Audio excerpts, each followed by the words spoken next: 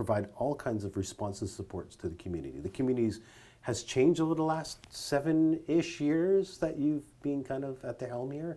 And in terms of the linkages to employment and literacy, how does that look and feel in a space like this? So with employment and literacy, there are lots of other programs that we offer as well. So for example, there was a need for a while where employers were struggling to find people who could manage cash handling, as an example. So we created a program for that. And we had one local employer who said, could you come in and learn our systems and then actually teach our senior employees on how to use those systems, which was neat. So we've done things like that where we completely customized training to solve a need, and at the same time, the province loved it when we spoke with them about it. Because, well, it's keeping people employed. Yeah. And it's also great for mental health and self-esteem. There's lots tied into that with being able to help people with those types of needs. And so how are you tapped into the community? Like, how does this information come to you? Is it just a matter of being out and about? Is it networking? Like, what does that look like for you and the staff here at the YMCA? How do you get your intel? Partnerships are everything. Yeah. Okay. So we work very closely with our local Ontario Works team. We have a fantastic relationship with them. Great. We have a wonderful job developer, Sarah Wallace, who works very closely with our local employers. I'm going to be finding her later on to interview her. Yeah, we've had some great successes as a team the last couple years, and speaking to newcomers in particular, all the newcomers that have been part of our assisted services have been successfully job matched to employers. So that's really great. When we do job placements with incentive as well, we have a very high satisfaction rate and success rate through that program as well. That's amazing. Yeah, and so, because the job market, like looking for work is tough and it's difficult and it's stressful. But you did mention sort of employer offsets, and what does that look like to an employer who might be watching? What does that mean to an employer when they work with an organization like the YMCA? Yeah, sure.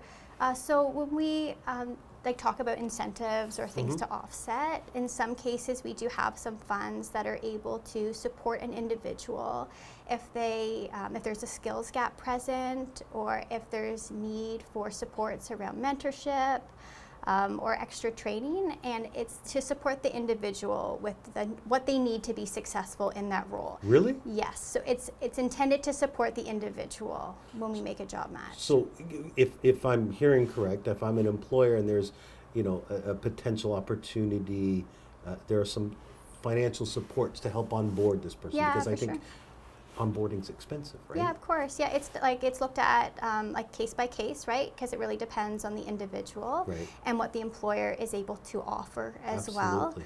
So that it's a great program, and it's something that we've been able to do for quite a long time. So what's blown you away about the changes? 8 years, you're saying, and you're moving on to a role within the same organization. So it's more of an au revoir, not a goodbye. But what have you noticed in the last 8 years that has really kind of wow? I'm seeing a lot of growth in Parry Sound. Yeah. It is changing. You have generational changes happening.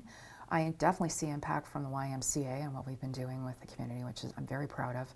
We talked a lot about newcomers as well coming into the area, and many of them are choosing to stay. They're working on their permanent residency right now.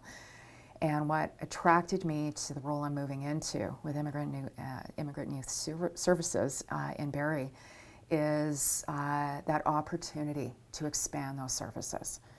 So my long-term goal is to be able to start bringing more of that up to this community. Fantastic. Yeah, I'm very excited about that. And all those little pockets in between, like Huntsville and and absolutely, all those absolutely. Bringing it into Muskoka as well, because we are covering very well in Simcoe, and I'm already having conversations with community partners down there who are very pleased with the work that we've been doing.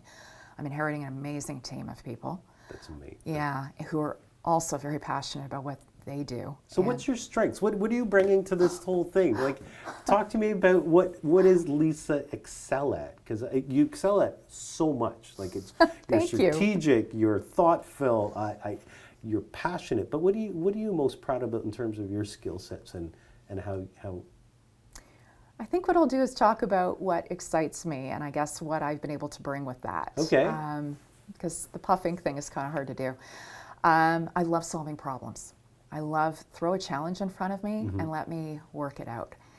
and let me work with a high value team that is also passionate. So again, we've talked about the newcomer situation.